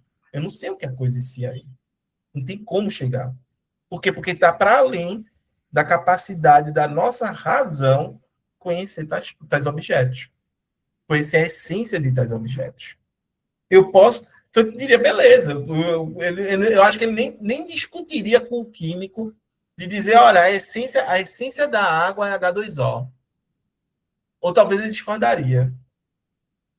Né? Ou talvez ele até discordaria. Mas, assim, ele concederia. Agora, o problema todo é falar de propriedades que são inerentes à matéria, ou de leis que são inerentes à matéria, que é algo que a gente só capta através do exercício da nossa racionalidade. Esse é o maior problema. Ronald. Eu acho que um dos problemas também é que você tem o materialismo, né? E você tem o abstracionismo. Você entender abstrações pela matéria talvez seja um caminho mais adequado, porque quando você fica só na abstração, por exemplo, você entende que a geometria não euclidiana é hoje a mais usada. Mas a geometria euclidiana, ela permanece. E ela serve para muitas coisas. Ela é usada para muitas coisas. Ou seja, a geometria não euclidiana, usada lá pelo Einstein para provar a teoria da relatividade dele, ele percebeu que a partir da geometria euclidiana ele não ia conseguir resolver a curvatura do espaço, do tempo e do espaço. Então, o que eu estou querendo dizer com isso? Isso é uma abstração. Agora, isso existe no universo, né? a curvatura da relatividade. Ela existe no universo, ela é materialmente existente. Só que o cara só conseguiu provar isso porque ele teve uma abstração sobre isso. Então não tem como você negar a abstração só porque ela não é material. Ela não tem uma forma material, derivada da matéria, né? Mas você pode fazer o processo inverso. Você pega uma abstração que você tem e você tenta empiricizar, tenta materializar, para provar que essa abstração ela faz sentido no mundo, no universo, ou seja, onde você está aplicando, né? Porque tem muitas ciências, por exemplo, as ciências biológicas, né? Elas trabalham muito com sistemas abertos e sistemas fechados. Mas onde é que existe sistema aberto e sistema fechado? Pô, isso é uma abstração. Sistema aberto e sistema fechado existe nas raízes, por exemplo. Tem raízes que são abertas e tem raízes que são fechadas. Mas isso, quando eu digo fechado e aberto, eu estou falando de uma abstração. Eu não estou dizendo como são essas raízes. O biólogo vai usar, não, elas se movimentam a partir de tais nutrientes e etc, etc, e por isso formam um sistema aberto. Mas, novamente, chega no ponto, não, mas isso é uma abstração. Então, a capacidade que você tem de abstrair e de trazer para o concreto é que eu acho que pode formar o próprio pensamento, como ele diz aí, não podia realizar esse pensamento, isto é, transformá-lo em conhecimento de um ser agindo assim, nem sequer segundo sua mera possibilidade. Agora, a razão prática pura preenche esse lugar vazio. É um lugar vazio, então, quando eu digo só abstração, é um lugar vazio. Quando eu digo algo concreto, aí já entra no materialismo, né? Materialismo dialético do Marx. Não sei se eu dei muita volta aí. É por aí, por aí. Porque o ponto todo, talvez, aqui para o Kant, seja que tem um momento que a gente não consegue falar sobre determinadas coisas, determinados objetos, porque a gente não consegue conhecer eles. Entendeu? É como se a nossa razão, aqui ele usa o termo razão especulativa, vamos dizer a razão pura, né? E é que eu sempre chamo a atenção para esse termo puro, né? Porque puro para o Kant significa livre de sensibilidade, tá? O que é puro? O que é que Kant quer falar quando está falando puro? É porque é livre de conteúdo sensível. Ou seja, não tem nada de sensível que se chega nessa parte que é inteligível dele, entendeu? E aí o ponto todo é como se isso fosse uma realidade em si mesma que existe e está lá nesse âmbito da existência, né? Por assim dizer. É como se isso existisse em si, por si, mas lá. Tal qual, né? Eu não gosto de fazer essa associação, mas eu vou fazer, que é das ideias platônicas. As ideias platônicas existiriam independentemente se existisse qualquer ser humano ou não. Não é isso? As ideias platônicas estariam lá. Para o Kant é basicamente isso, só que é o problema. Para Platão é como se eu pudesse acessar essas ideias por via do meu intelecto e conhecer tudo. Para o Kant, não. Eu só posso especular. Certo? E aí o problema todo é quando entra nessa questão da gente pensar acerca da moralidade. Entendeu? Quando a gente começa a pensar na questão da moralidade, que eu vai dizer, eita, mas eu preciso da liberdade para poder fazer teoria moral, porque se eu não for livre, eu não posso imputar responsabilidade a ninguém, acabou-se. Né? Acabou, não faço mais moralidade. Ninguém pode ser responsabilizado pelos seus atos, porque não é livre. Entendeu? Então, a ideia toda é isso daí. Agora, uma coisa me chamou muito a atenção na tua fala, Ronald, que é tu falar sobre a questão do abstrato, né, e eu poder puxar ele para o material de alguma forma. Isso me lembra que em filosofia tem uma vertente que é teoria da ficção, né, que é a filosofia da ficção, que isso é muito interessante. Por quê? Porque é como se a gente, e aí é que tá, a resposta não é mais que esses objetos, eles são a realidade em si que a gente vai lá e descobre, né? Mas agora esses objetos eles são a criação do nosso intelecto. Olha que o nosso intelecto cabe muita coisa nele, racionalidade, imaginação, memória, certo? Então aqui, dentro do nosso intelecto, eu tenho a faculdade da imaginação. E o conhecimento abstrato que cria o mundo, que traz isso para a realidade, é algo fictício. Se é fictício, significa que é produto, não da minha racionalidade, mas da minha imaginação, certo? Esse é o ponto todo, que vai para um outro aspecto, porque Kant está querendo dizer que isso, por ser uma realidade de si, é uma descoberta sempre. Não é uma criação da nossa imaginação, mas é uma descoberta da nossa racionalidade. Vê só, né? O Hume, ele já vai para outro caminho. O Hume vai dizer, opa, não. Né? Se você ler o primeiro livro do Tratado da Natureza Humana e as investigações sobre o entendimento humano do David Hume, ele vai deixar explícito que a nossa faculdade de imaginação é responsável pela criação de uma série de conhecimentos nossos, e mais do que isso, ela é responsável pela criação do hábito e até mesmo pela noção que a gente tem de identidade do eu. A gente só constrói uma identidade com a unidade, com a noção de unidade, por conta da nossa imaginação, que unifica isso. Certo? Então, é a nossa imaginação que vai criar também o hábito da gente ver, né, acontecimentos repetidos e aí fazer uma inferência para o futuro. Como, por exemplo, eu vejo que o sol nasceu todas as manhãs. E aí, o que é que eu acabo inferindo disso? Que amanhã o sol não vai nascer. Mesmo sem ter garantia nenhuma disso daí. Eu não tenho nenhuma garantia, do ponto de vista racional, de que o sol vai nascer amanhã. Mas ele nasceu todos os dias até aqui. Então, eu estou habituado, estou acostumado a ver o sol nascer. E daí eu faço a inferência de que amanhã, né, o sol voltará a nascer. Mas isso não é uma referência racional. Para o Hume, isso é parte da nossa imaginação. E isso daí vai se alargar e alcançar uma série de outros aspectos da nossa produção de conhecimento. Inclusive, notem, leis são criação. Se elas são criação, elas são fruto da nossa imaginação. Códigos de conduta de diversas profissões, né? Elas são criações, elas não são uma descoberta da nossa racionalidade, mas é uma criação da nossa imaginação, né? Então, vejam que nesse âmbito a gente tem muita coisa aí para ser pensada. Agora notem, né, que abstrato pode levar à ficção, ou abstrato pode levar a realidades em si. E aí, se é uma realidade em si, é uma descoberta.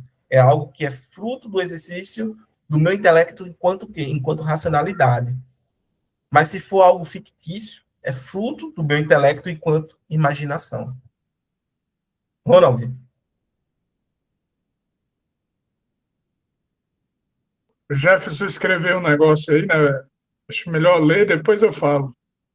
Tá, se tu quiseres falar também, pode ficar à vontade, tá, Jefferson? Posso ler então, né? É que essa questão da imaginação, da abstração, de como a gente consegue criar coisas por meio delas, me fez lembrar uma frase, né? A minha primeira formação foi em engenharia, que é que os cientistas estudam o mundo como ele é, e os engenheiros criam um mundo que nunca havia sido. E essa tentativa de criar vem justamente desse espaço de abstração também, aos meus olhos.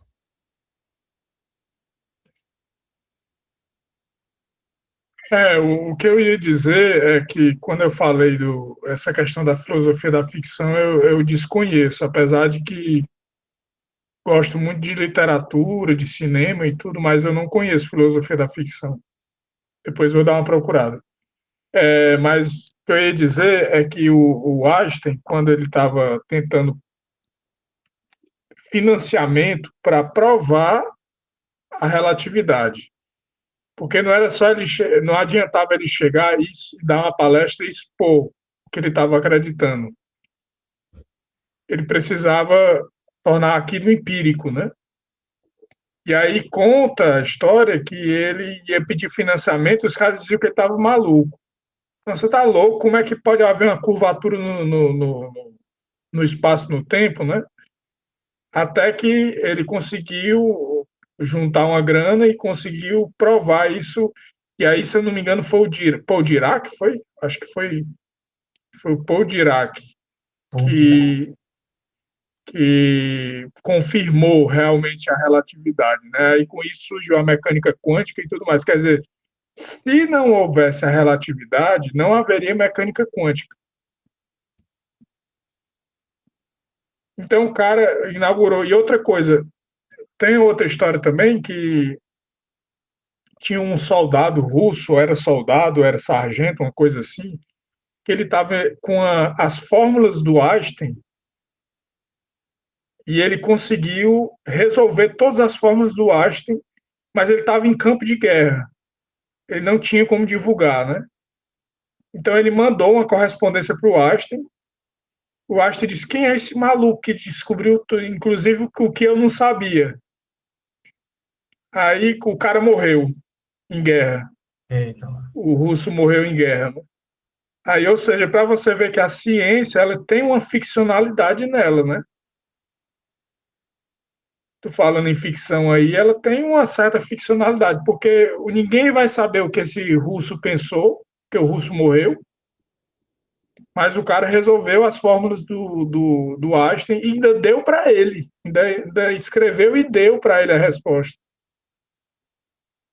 Mas o ponto todo, Ronald, para a gente pensar assim um pouco de epistemologia, olha só, a gente tá. Mas isso tudo envolve, tá? A discussão de filosofia da moral também. É, essas leis, né, lei da relatividade restrita geral do Einstein lá, né, aquilo dali é uma criação, uma descoberta, né? Esse é o ponto. Aquilo dali é fruto da imaginação ou é fruto da racionalidade do Einstein? Entendeu? Esse é o ponto, né? Porque parece que tem um certo que de objetividade, principalmente quando a gente fala da física do Newton, que é aplicada, né, dentro da esfera do nosso planeta, ou seja, a física do Newton ela é capaz de explicar todos os efeitos físicos da matéria aqui, né, no planeta Terra, entendeu? Obviamente que em proporções, né, astronômicas, aí a gente vai ter que colocar a física do Einstein, mas o ponto todo é saber essas leis da física, elas são a criação nossa para explicar como as coisas acontecem, ou, né, é uma descoberta de como a coisa é de fato, de como a coisa é em si, né, das leis que estão aí por trás de todos esses fenômenos, né, que constituem isso que a gente chama de realidade. Entende? Um problema filosófico aí por trás? Não, eu acho que existe uma construção teórica racionalizando, né, para não cair também na imaginação demais. Eu acho que existe uma construção teórica, né? Ele partiu de certos pressupostos e ele queria chegar em alguns resultados. E aí eu não sei se entra essa coisa bonita da imaginação. Agora, como eu estou dizendo, não foi ele que criou a geometria não euclidiana, né? Se eu não me engano, ela já existia. Mas ele diz assim: se eu pegar a geometria não euclidiana, eu consigo chegar nesse espaço deformado, né? Que ele tem uma deformidade. Né? E aí eu acho que tem os pressupostos dele, né? Também, e os resultados. Essa discussão me fez lembrar uma espécie de meme relacionado a Newton, né? Que Newton descobriu a gravidade com uma maçã caindo na cabeça dele. Aí o pessoal falando, nossa, antes de Newton descobrir a gravidade, não existia mais gravidade, né? Tudo saía voando por aí, porque foi Newton que criou a gravidade. Enfim, vem dessa questão, né? Até que ponto a gente descobre e até que ponto a gente cria. E me fez lembrar um pouquinho também de psicanálise, porque muitas das vezes a psicanálise ela vai considerar que aquilo que a gente não sabe, aquilo que a gente não tem consciência, a gente vai descobrir, né? A descoberta do inconsciente. Mas até que ponto isso também não é uma criação? É complicado, né? Miller,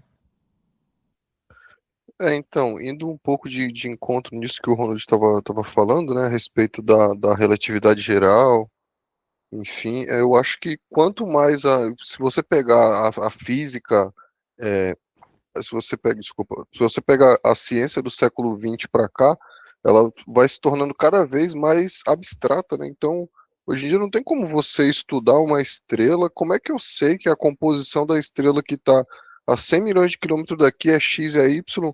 Eu nunca vou ter acesso aos dados de fato daquela estrela, eu nunca vou pegar, nunca vou chegar perto daquela estrela. Como é que eu sei que o limite de um buraco negro é X, que é o que esse cara que estava no campo de batalha descobre, né? Ele descobre qual que é o limite que uma estrela pode chegar. A partir daquele momento ela colapsa, o buraco negro colapsa e ele acaba explodindo, né? Tem um limite máximo que chama limite do cara lá, eu não vou saber pronunciar o nome dele. Mas enfim, parece que a ciência ela vai se tornando cada vez mais abstrata, né? Fora do que a gente consegue alcançar, até mesmo na física quântica é assim também, né? Ela vai se tornando muito abstrata, de modo que a gente vai falar de objetos que a gente não vai ter acesso nunca. Eu nunca vou conseguir ver um átomo, eu nunca vou conseguir ver um bóson, eu nunca vou conseguir ver um buraco negro. A gente formula ali algumas fotos com base em montagem, mas a gente nunca vai ter acesso, se for dentro da linguagem do Kant, né? São coisas que a gente nunca vai ter acesso à coisa em si. Vamos supor aqui que na Terra, talvez, para algumas coisas, em alguns casos, a gente tivesse acesso a essa coisa em si de uma forma muito específica, mas quando a gente fala desses objetos que estão muito longe, eles ficam muito fora da nossa realidade, né? Muito fora do que a gente consegue alcançar enquanto seres humanos mesmo, né? É uma limitação da nossa espécie, né? Nosso cérebro, ele é limitado, a nossa visão, ela é limitada, né? Então, acaba a gente fica preso dentro da nossa própria limitação, né? Acho que é um pouco isso. Talvez o ponto todo, né, da discussão da filosofia moderna é saber quais são esses limites, né? Até onde a gente pode conhecer, entendeu? Qual é o limite do conhecimento humano, da racionalidade humana, né? Até onde essa razão ela pode conhecer com segurança. Então, isso daí é um dos problemas filosóficos modernos, entendeu? A gente fala que a filosofia, o centro do debate é um debate epistemológico, um debate de teoria do conhecimento, mas uma das questões centrais é exatamente isso, traçar os limites de conhecimento da razão. Outro problema é dizer que se esse conhecimento ele é uma criação ou ele é uma descoberta, né? Mas o Jefferson fala muito bem aí desse meme que é do Newton, que né, é muito bom, diga-se de passagem, eu utilizo ele até em sala de aula, que é Cal, como é o nome, a pronúncia dele, Miller? O cara que estava no campo de batalha. Rapaz, eu acho que é Schwarzschild, eu não sei pronunciar esse nome não. Sei que é esse cara aí, mas o nome dele, ele que dá o nome chama raio de Schwarzschild. Eu acho que é essa a pronúncia, né? Que é o limite que ele encontra, né? Ele a partir do que o Einstein tinha postulado, ele começa a descobrir novas coisas, né? Que o Einstein não sabia, que ninguém sabia ainda, enfim. E o cara no meio da guerra lá escrevendo. Aí ele descobre esse limite, né? Que é enfim, um limite que leva até o nome dele, mas eu não sei pronunciar, não. Acho que é Schwarzschild, alguma coisa assim. Schwarzschild. Mas o nome é isso aí, é. Agora pronunciar. Perfeito, perfeito. É bem interessante isso, né, gente? Porque parece que algumas coisas é parte da nossa da teoria da ficção mesmo, é produto do exercício da nossa imaginação, né? A gente pode falar isso em relação a muita coisa, né? Ou talvez o mundo todo que está ao nosso redor, casas, edifícios, cidades, etc., automóveis, né? Aeronaves, smartphone meu está carregando, coloquei para carregar agora, é fruto da nossa imaginação, que começou com a ficção e tudo mais, imaginar algo que poderia fazer algo para nós assim, etc., né? Mas tem uma parte que parece ser uma descoberta, que se a gente dizer que é uma descoberta, que a gente vai por via inteligível, por via do exercício da nossa racionalidade, então parece abrir margem para que exista uma realidade ou um aspecto, um âmbito da realidade, certo? Que tenha essa característica de ser imutável, né? De ser necessário, né? De estar sempre ali organizando ou determinando como vão ser os acontecimentos nessa realidade que a gente vive, que é uma realidade imutável, transitória e etc. O que garante determinada regularidade são essas leis, certo? Que a gente só tem acesso de forma inteligível.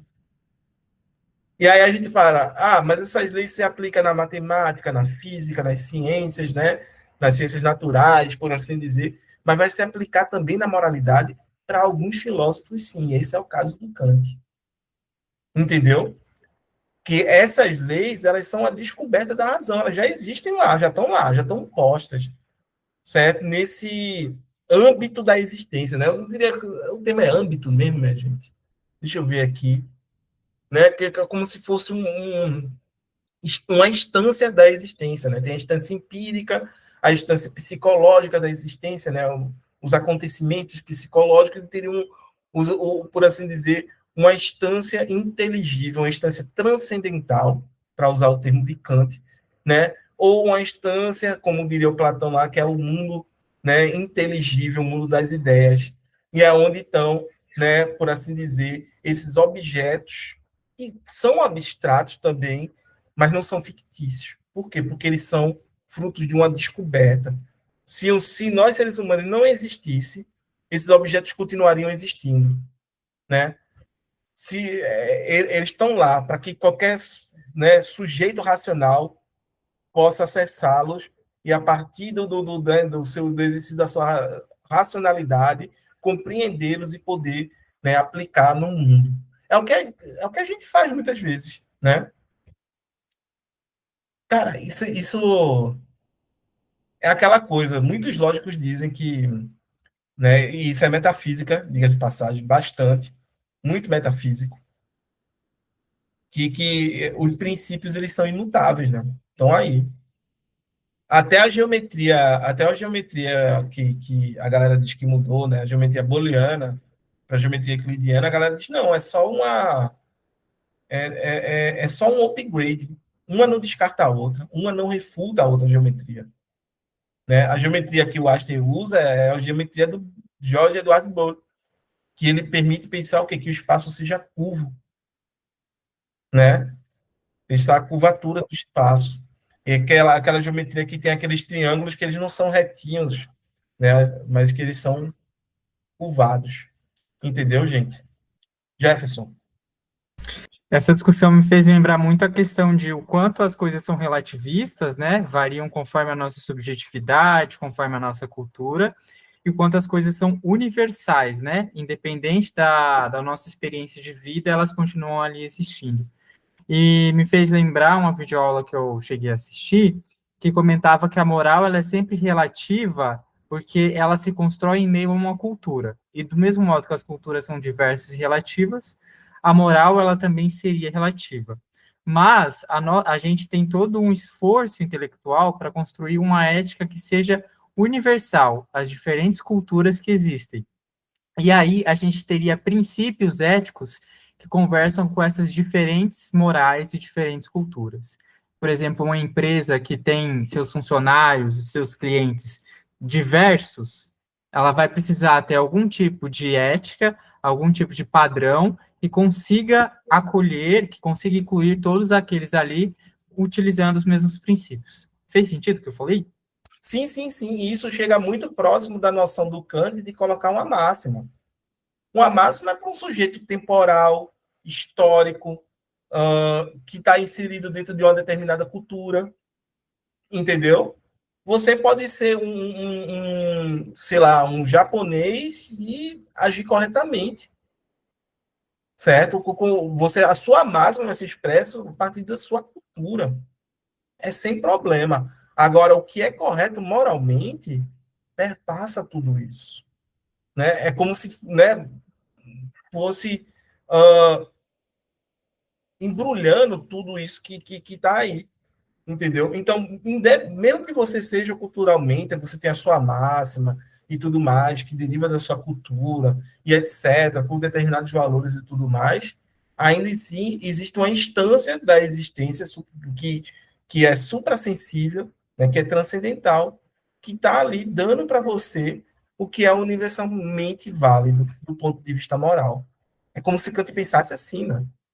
O Ainda Kant... que tenhamos, ainda que tenhamos diversos hábitos diferentes, diversas culturas, diversos valores diferentes, a gente percebe que se a gente não preservar a vida humana, nada disso seria toda essa diversidade acabaria por terra se a vida humana acabasse, né? Então, eu vou dar um exemplo. A vida humana seria algo que perpassaria toda essa diversidade, toda essa relatividade, assim dizer. Não sei se você concorda com o que eu quis dizer. Isso. É bem por esse caminho mesmo aí, né? De que perpassa tudo isso. Agora, sim, é difícil a gente ver, né, dentro da realidade isso acontecer. Eu já vi propostas, como, por exemplo, a do Jorge Habermas, que ele não vai falar de princípios que são universais, mas vão falar de princípios que são universalizáveis. Ou seja, o universal ele não existe, mas ele pode vir a existir na medida que ele pode ser construído pelos agentes, né? E aí ele vai falar do agir comunicativo, das condições ideais de fala, né? Onde todo mundo é como se a gente imaginasse todo mundo dialogando numa grande praça, numa grande assembleia, onde todo mundo tivesse condições de defender, né, as suas posições, mas que essas posições não só fossem postas a partir de uma perspectiva racional, como elas também teriam que ser analisadas a partir dessa perspectiva racional. Ou seja, nem sempre entraria em questão o meu interesse particular, mas sim o interesse de toda uma coletividade, né? E aí é como se o consenso, porque para aqui, para o Kant, o consenso ele já está estabelecido. O que é correto do ponto de vista moral já está dado pela razão, certo? Só basta eu exercitar a minha razão que eu vou chegar na noção do imperativo categórico da lei moral, entendeu? Mas para o Habermas, não. O consenso ele vai ser construído na medida que os agentes vão ali dialogando nessa condição ideal de fala dele e tudo mais, né? E aí, isso é toda a teoria do Jorge Habermas, que tem uma base kantiana, né? Mas, em certa medida, ele também abandona um pouco do Kant, dessa pegada transcendental, que faz com que ele se torne um metafísico rigoroso, um metafísico que eu posso dizer que é oneroso, né? Que custa muito para a gente ter que aceitar os princípios que ele está querendo estabelecer aqui, que ele está querendo colocar, entendeu? Então o Habermas ele já vai por outra pegada, o Ernst Tugendhat também vai por outra pegada, né? Ele vai falar da questão de um contrato, de que a sociedade funciona como se fosse um contrato tácito, né? Então é como se assim a gente nunca parou para conversar, né, e estabelecer determinadas regras. Mas pelo modo como a gente convive, como as pessoas se relacionam, a gente sabe que tem determinadas regras que já estão postas e estabelecidas aí. Entendeu? Então é um contrato tácito, né?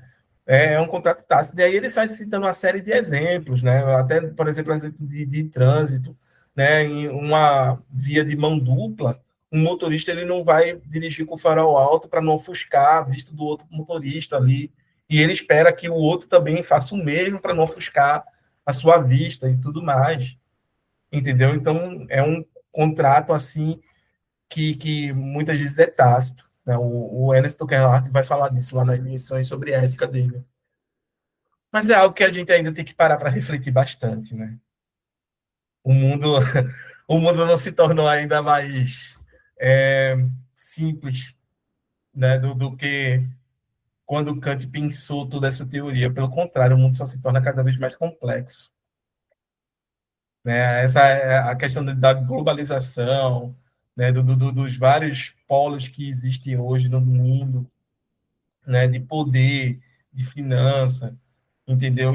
A influência que né, um país pode ter sobre outros. E mais do que isso, né, a questão da moralidade que atravessa tudo isso é algo Toda a sublinariedade, né? Que agora as coisas podem ser mais sutis. exatamente a questão da manipulação, de né, manipular os sujeitos, manipular o Estado e tudo mais. tudo isso tá sendo posto em prática, está sendo posto em discussão, né, do ponto de vista moral. Entre outras questões da moralidade que ainda estão aí, tá? Não pense que elas foram completamente resolvidas, né? Porque não foram. Ainda estão aí. Gente, o que é que vocês acham? Estão satisfeitos? Querem falar mais alguma coisa? Miller, Roberto, Tranquilo. tranquilo? Então, a gente encerra, né, por hoje. A gente encerra por hoje. A gente volta daqui a 15 dias, tá, gente? A gente volta no domingo, dia 22, porque domingo, dia 15, que é o próximo domingo, é domingo de carnaval. Aí você sabe que fica difícil, né? Eu moro em Recife, eu moro na região metropolitana do Recife. Não é questão, vão ter atrações assim extraordinárias, recomendo a todos virem, certo? Ver. Cultura também faz parte da nossa reflexão, faz parte da nossa formação enquanto sujeitos, né? Ir para o meio da rua, né? Exercer a nossa cidadania, também faz parte da gente, né? O filósofo nem sempre tem que ficar dentro do quarto, né, com um bocado de livro, refletindo. Não, a gente também tem que ir para a rua, viver um pouco, senão a gente fica abstrato demais, fica fictício demais. Perfeito, gente. Então é isso. Eu desejo uma boa semana a todos aí. Se cuidem. Afinal, a razão é prática, exatamente. Razão prática. Em mais de um sentido, né? Em mais de um sentido. A razão é prática em mais de um sentido. Perfeito, gente. Um abraço aí, se cuidem. Ótima semana, ótimo carnaval e até daqui a 15 dias. Dia 22, domingo, dia 22, voltaremos aqui. Um abraço, tá? Valeu, um abraço. Tchau, tchau. Até Abraço, mais. pessoal. Boa noite. Tchau, boa noite. Boa noite.